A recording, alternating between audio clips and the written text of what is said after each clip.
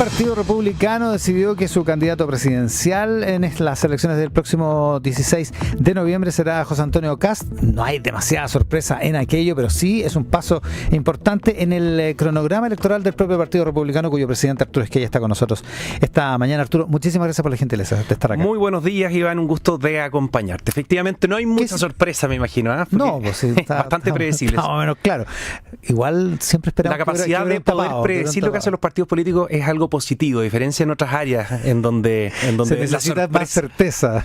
Claro, porque tú necesitas saber, o sea, si yo sé lo que está pensando más o menos un político, un grupo o un partido político determinado, quiere decir que actúan en función de lo que han dicho siempre, y es un caso más que confirma lo que acabo de decir. ¿Qué significa? Es por de pronto, ya lo dijo el propio José Antonio Kast, es la última oportunidad o su última apuesta por una candidatura presidencial. ¿Qué significa lo que pasó el miércoles? Nosotros estamos siguiendo un cronograma que nos fijamos hace mucho tiempo, que tenía dentro de su contexto también el que durante todo el intertanto entre una elección y otra, José Antonio Kast no ha sido candidato presidencial permanente, no creemos, digamos, en esos candidatos eternos. Estuvo trabajando muy intensamente, nunca desde la perspectiva personal de él, nunca dejando de lado la posibilidad de poder, digamos, llegar a lo que ocurrió verdaderamente el miércoles. Pero lo importante es que estuvo encabezando un equipo de personas que han estado preparando un plan de gobierno, pero particularmente en materia de seguridad. Él es la persona a cargo del diseño del plan de recuperación territorial, ¿ya?, como lo hemos denominado. Él mismo, junto evidentemente a un grupo de personas, y dentro de ello estoy yo también, así que conozco bastante el detalle de lo que haríamos, digamos, desde la moneda para recuperar la seguridad en Chile. Se entiende, por lo tanto, que sea el epicentro del contenido de la campaña. O sea, sin ninguna duda, o sea, que eso no haya duda alguna para quienes nos están escuchando. Nosotros vamos a proponerle a Chile recuperar la seguridad, y no solo eso, sino que convertirnos en el país más seguro de Latinoamérica. Y sabemos cómo hacerlo. Lo estudiamos en experiencias exitosas en el mundo, particularmente en El Salvador, en materia penitenciaria en Italia, en materia de control del paso, digamos, ilegal de migrantes en Hungría. En fin, o sea, hemos ido sacando elementos en cada uno de esos países, y muchos otros, por cierto, y principalmente conociendo la realidad chilena. El 2021 José Antonio Kast ganó la primera vuelta presidencial. En comparación con este año, desde el punto de vista de las encuestas, para que vamos a empezar si ha bajado, se ha subido, en realidad ha bajado en las encuestas, pero a lo mismo son fotos del momento. ¿Cómo está en relación con el 2021 a esta altura del año? Desde cualquier punto de vista estamos infinitamente mejor, incluidas las encuestas. O sea, si es que nos extrapolamos a 4 años atrás, o 9 meses, 11 meses antes de la elección presidencial de 2021, por cierto que los que triunfaban ahí, se repite un poco, porque no me acuerdo si es que era la misma Evelyn Matei que apuntaba, digamos, a ser una de las primeras, o Joaquín Lavín, que ni siquiera llegó a la primaria. Evelyn Matei no llegó a la primaria, y Lavín no llegó a la papeleta. Entonces, ¿qué es lo que te dice eso? Que las encuestas en el fondo son una radiografía de cómo está la exposición frente a los medios de comunicación. Hemos tenido candidatos que han estado permanentemente en campaña durante estos últimos años. Nosotros, exprofeso, hemos estado, me refiero a José Antonio Kast, fuera de las pistas. No creemos conveniente estar permanentemente opinando de cualquier cosa, sino que estar trabajando para lo que va a venir ahora, que es darle a conocer a los chilenos en qué consiste nuestra política de shock en materia de seguridad, y también en materia de reactivación económica, en donde no vamos a volver a crecer al 4, al 5%, si es que no es también con una terapia de shock. ¿Terapia de shock en qué sentido? ¿A lo Milei? Sí, efectivamente. Si es que tú me dices qué modelo nos interesa en el fondo tener a la vista para avanzar rápido en materia de economía y reactivación de la inversión, es precisamente disminuyendo el gasto. Buena muestra está ocurriendo al otro lado de la cordillera. Disminuir el gasto en un 30% es algo que se podría perfectamente en Chile. Quizás los economistas sacaran la cabeza, pero ¿cómo van a lograr algo así?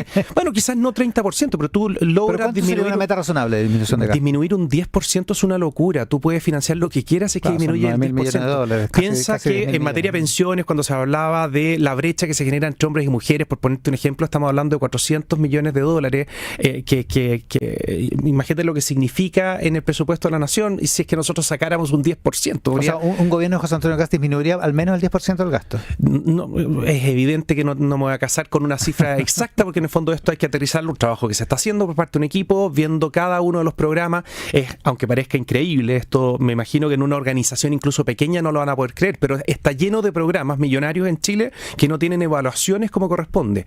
Y hay programas también que están mal evaluados y siguen funcionando, porque no existe la determinación para cortarlo. Ahora, esto es calcado de la campaña del 2017, de Sebastián Piñera.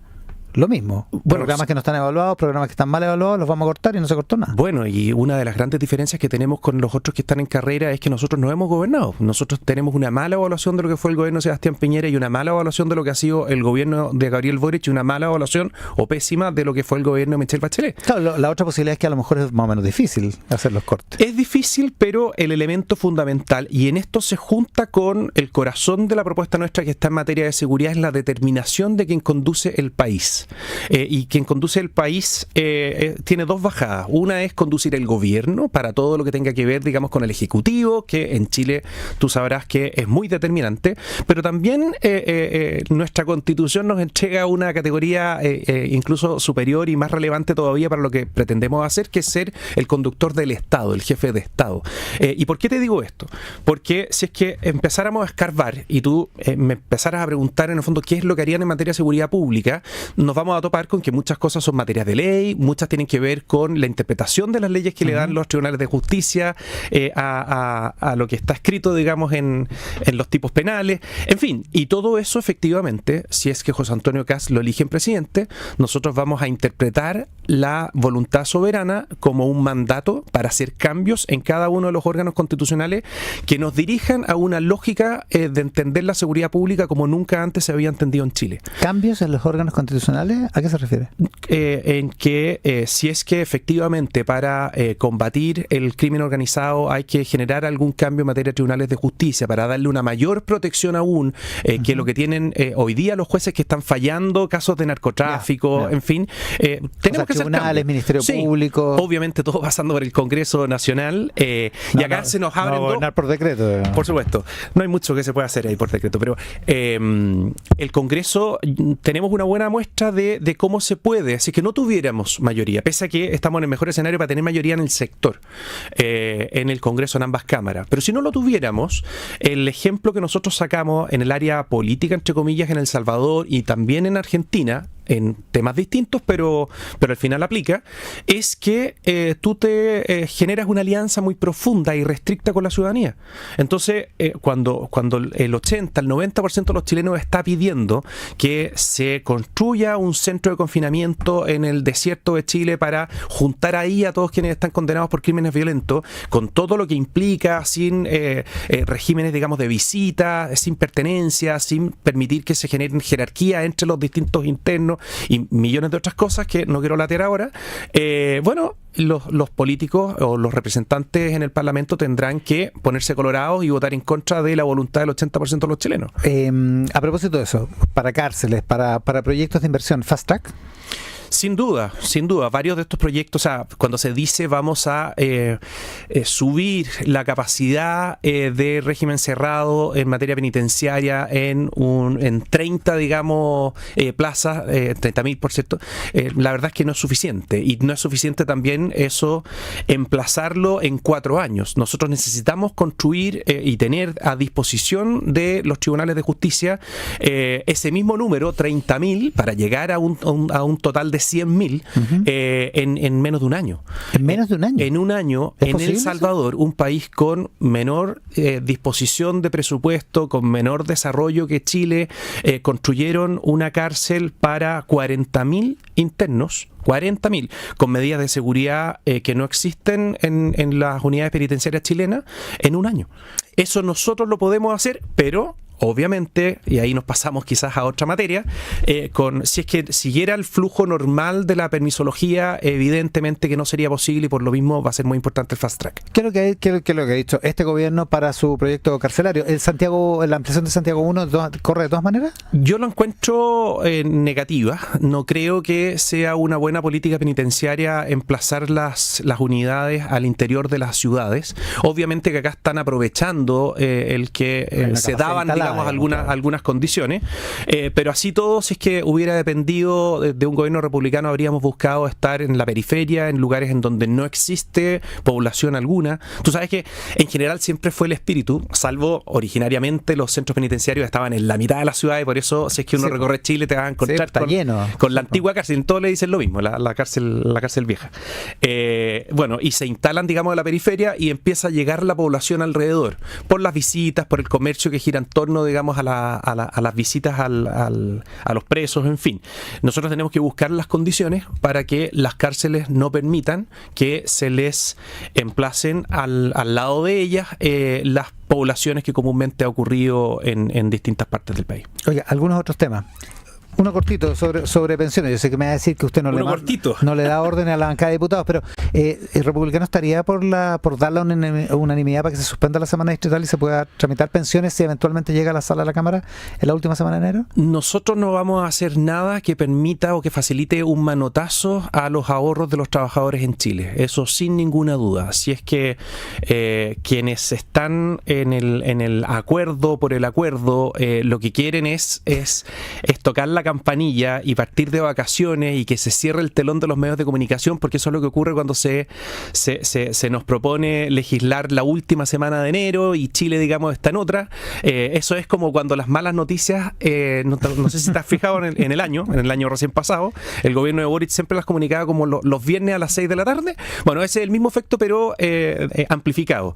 Nosotros no vamos a estar disponibles para algo así, en ningún caso. Evidentemente pero que es una decisión. Depende del contenido del acuerdo. Evidentemente es una decisión que tiene que tomar la bancada, y algo, no lo estoy diciendo, digamos, por cuenta propia, porque algo hemos conversado, no han tomado una definición final, pero en lo que respecta, digamos, a los conocimientos que tenemos hoy día del proyecto, en ningún caso vamos a permitir ni facilitar que se le pegue un manotazo a los ahorros de los trabajadores, sea un 0,5, sea un 2%, da lo mismo. Me da la impresión, y como está, consideran que sí es un manotazo. Sin ninguna duda. Se está preparando un manotazo. Quizás, claro, hoy día el ministro de Hacienda, incluso la gobernación completa, no pretende pegarle ese manotazo, pero está generando la disposición para que esos recursos estén a disposición de los políticos, más que de quien está pensando, digamos, en multiplicar tus ahorros para cuando te jubiles, Iván. Y eso es lo que a nosotros no nos gusta, y lo vamos a defender hasta el final. Si no hubiéramos levantado la alerta en el Partido Republicano, probablemente ya habría existido o habría seguido avanzando una lógica dual en este incremento de la cotización del 6%, en una magnitud bastante mayor a la que hoy día estamos conociendo.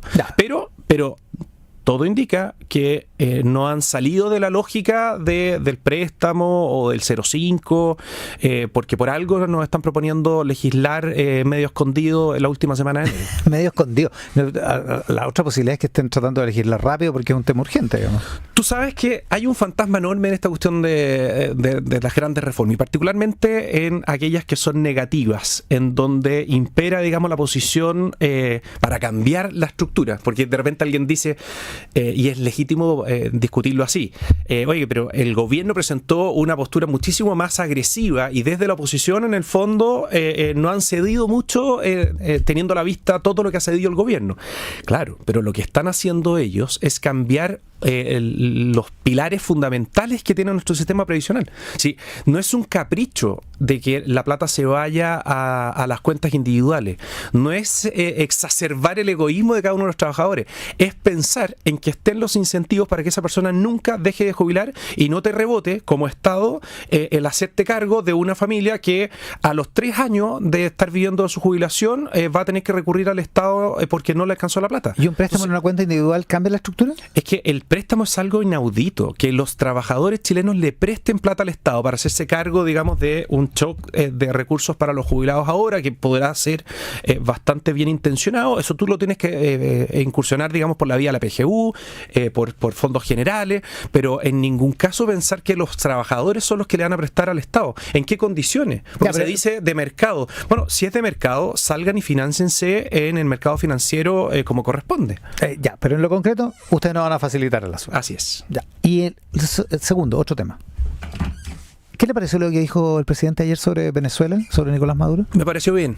Me pareció bien, me gusta que efectivamente haya imperado la cordura.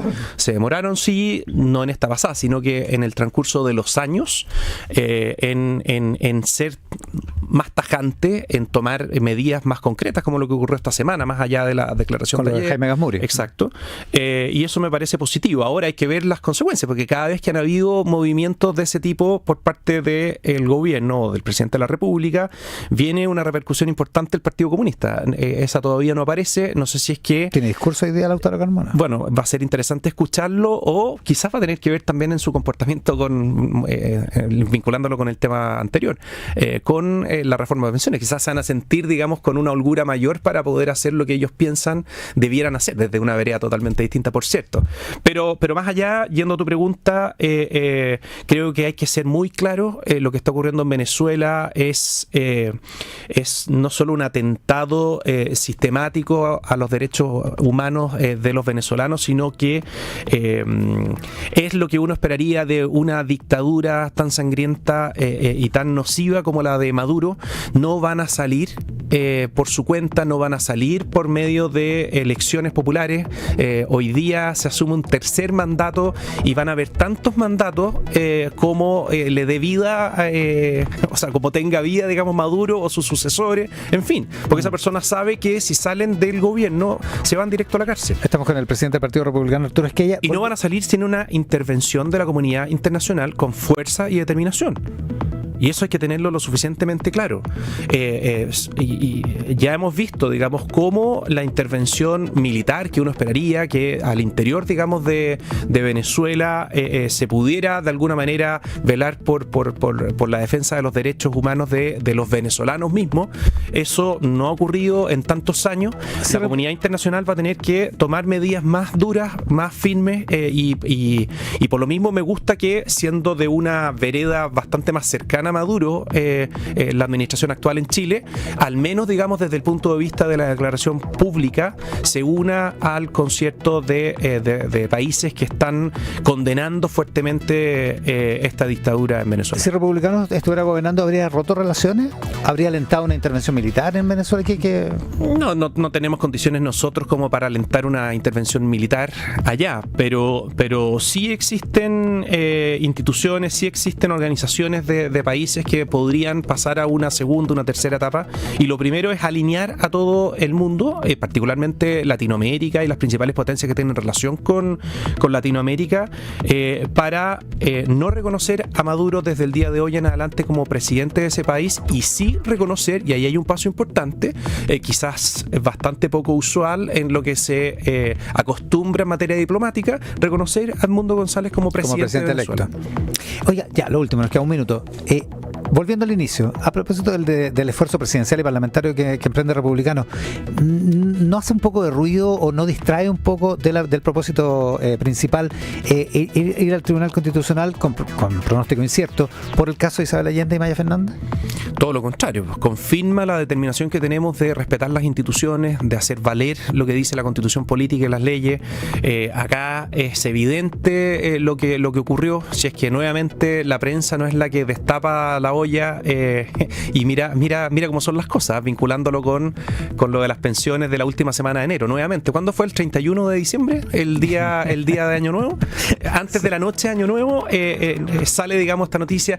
En fin, todo lo que ha ocurrido en esta materia apunta a que hay que hacer valer las responsabilidades, y ahí tendrán que los ministros del Tribunal Constitucional ver la Constitución. Hay un texto explícito y claro, no admite más interpretaciones, y decirle a la senadora Allende y a la ministra, en su caso, si es que fuera la sede, que no van a poder seguir en sus funciones, que no corresponde que sigan en sus funciones si es que han infringido tan flagrantemente la Constitución. Bueno. Más allá del TC. Ahora, no entendí cuál es tu vinculación con el primer tema. El primer tema era lo político, la presidencial, no, el propósito principal del republicano este año, pero digamos, en el fondo, son las candidaturas, digamos. En paralelo, junto con dar a conocer en el fondo el plan de trabajo y este plan de recuperación territorial por parte de José Antonio Kast, las instituciones tienen que seguir funcionando. O sea, nuestra bancada de diputados, juró defender la Constitución y sus contenidos, y en el fondo no están haciendo más que eso. No se pierden en eso. En ningún caso. Va a seguir funcionando todo. Arturo, muchísimas gracias por la gentileza de estar aquí. Gracias a ti, Iván, que esté muy bien. Con Arturo Esquella, el presidente del Partido Republicano, esta mañana aquí en Mesa Central. Pausa y volvemos. Viene el Rat Pack.